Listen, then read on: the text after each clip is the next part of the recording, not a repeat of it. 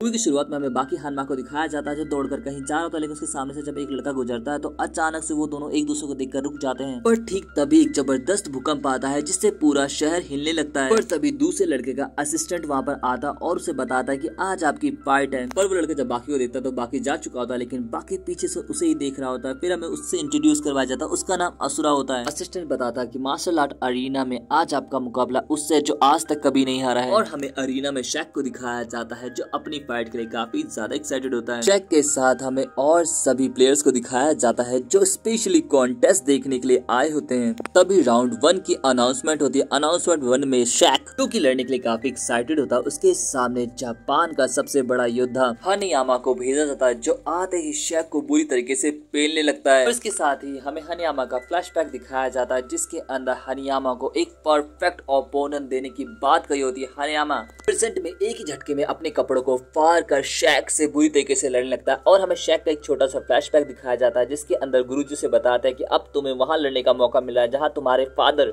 ने एक ऐतिहासिक लड़ाई लड़ी थी, जिस पर शैक भी जोश में आ जाता है और बोलता है मैं पूरी तरीके से तैयार हूँ, बताओ किसे पेलना है। हमें दिखाया जाता है अपने एक हेडशॉट से शैक सांड जैसे हनियामा को पूरी तरीके से हिला दिया है। और हमें बताया जाता है कि शैक की बॉडी स्टील जैसी हो गई है क्योंकि वो अपने शरीर को लोहे पे मार मार कर प्रैक्टिस करता था। पर तभी शैक पर हनियामा एक जबरदस्त पंच करता है जिससे हनियामा का हाथ ही टूट जाता है। पर हनियामा भी ढीठ वो मुट्ठी को दूसरी मुट्ठी से बंद करके फिर और अटैक पे अटैक कर लेता है, जिससे शैक 2-4 घुसंड में ही हार कर हॉस्पिटलाइज्ड हो जाता है और फर्स्ट राउंड हनियामा जीत जाता है। इस राउंड से सभी फाइटर्स में लड़ने का जुनून पीक पर पहुंच जाता है। कई सारों को तो खुद आकर कोच को रोकना पड़ता है, कोच को दूसरे फाइटर्स की भी मदद लेनी पड़ती है। फिर हमें असुरा को दिखाया जाता है। असुरा जो जस्ट ट्रेनिंग करके आया होता वो बोलता है पहली फाइट जबरदस्त थी, मैंने टीवी पे देखा, सच में फाइट काफी एक्साइटिंग थी। लेकिन तभी वहाँ पर बाकी भी पहुंच जाता जिसे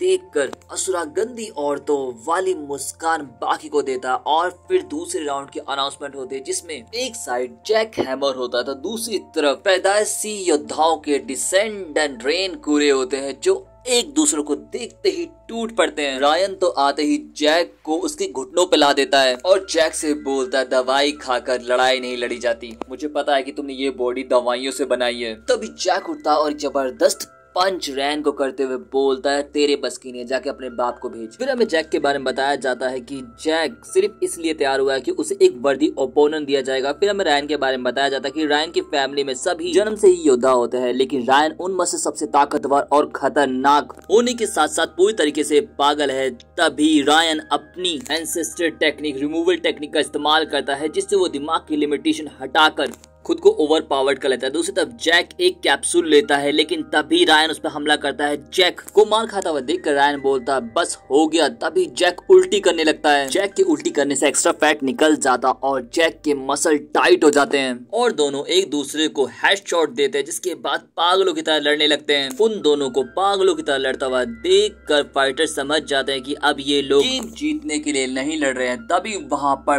पिकल पहुँच जाता है। पिकल रायन पर हमला करने वाला होता है, लेकिन असुरा और बाकी लड़ाई के बीच में आ जाता है। बाकी जैक को समझाता है कि तुम हार चुके हो और असुरा पिकल को समझाता है कि तुम्हारा यहाँ कोई काम नहीं है, लेकिन बाकी को धमकाता हुआ बोलता अगला नंबर तुम्हारा है बाकी हानमा। बाकी बोलता है ए तू जा रे। तभी असुरा बाकी से कहता है तुम तैयार हो ना दोस्त। और सीन चेंज हो गया। हमें एडम को दिखाया जाता है जो वॉशरूम जा रहा होता है, लेकिन जापानीज में बहस हो जाती है और वो दोनों एक दूसरे को वहीं घूरने लगते हैं। इसके साथ ही हमें असुरा और बाकी को दिखाया जाता है जो अगले मैच की ट्रेनिंग कर रहे होते हैं। तभी अनाउंसमेंट उन दोनों की होती है और वो दोनों ग्राउंड में पहुंचते हैं। बाकी असुरा से बोलता है जब मैंने तुम्हें पुल पे देखा था तभी मैं समझ गया था कि ये दिन भी एक दिन जरूर आएगा जब तुम और मैं आमने सामने होंगे। तभी असुरा अपने आप को जमीन पर पाता है, पर बाकी के अगले बार से बाकी के ही पैर में चोट लग जाती है। पर बाकी को लड़ते हुए असुरी का टेक्निक समझ में आ जाती है और वो समझ जाता है कि वो एक वक्त में एक ही जगह को स्ट्रॉन्ग कर सकता है। तो बाकी दिखाता कहीं और है और मारता कहीं और ही है। पर बाकी असुरा की टेक्निक को बहुत ही जल्दी अडेप्ट कर लेता और उसकी हर एक टेक्निक को सीख कर असुरा को ही पेल देता है, जिस पर असुरा अपने लास्ट और सबसे डिस्ट्रक्टिव टेक्निक का इस्तेमाल करता है जिसमें वो अपने बॉडी